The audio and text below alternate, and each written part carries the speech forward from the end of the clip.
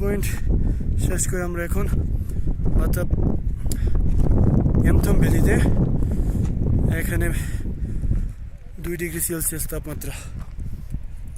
আমি আমার এক অ্যাডভেঞ্চার ম্যাডনেসের গ্রুপ আসছি, তারা সবাই চিল করতেছে, ছবি তুলতেছে।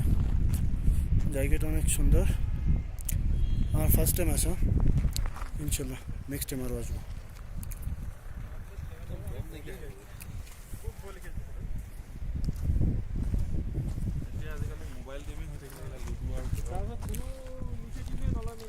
দেখেন কত সুন্দর।